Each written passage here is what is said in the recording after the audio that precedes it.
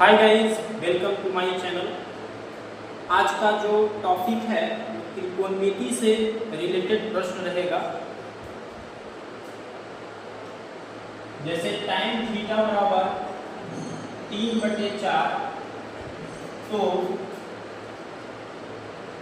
sin theta का मान निकालो।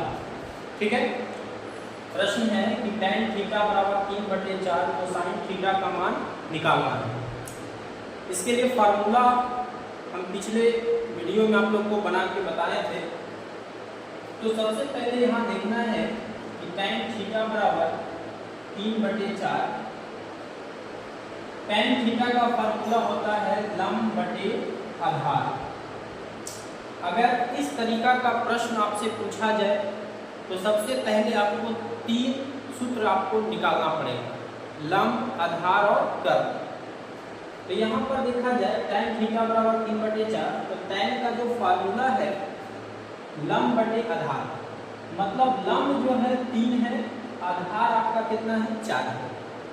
तो दो चीज तो हमको मालूम है, तीसरा चीज हमको घट रहा है। तो तीसरा क्या घट रहा है? कर्व घट रहा है। ठीक है,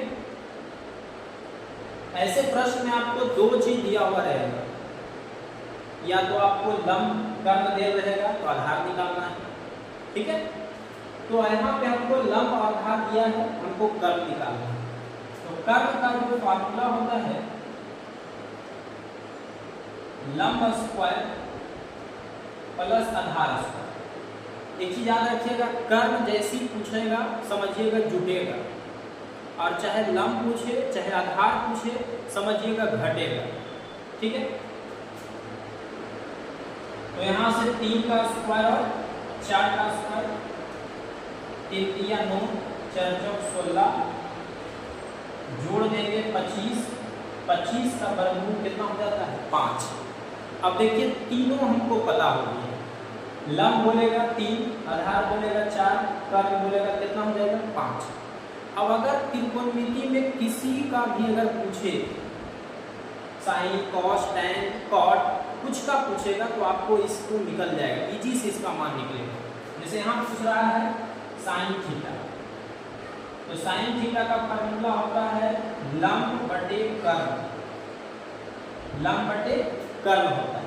तो नहीं बता दीजिएगा, देखिए साइन लंब, तो लंब तो दिखिए रहा है 3, और कर्व तो कर्व तो निकाल के देखिए 5, 3/5 क्या हो जाएगा इसका राइट जवाब हो जाएगा।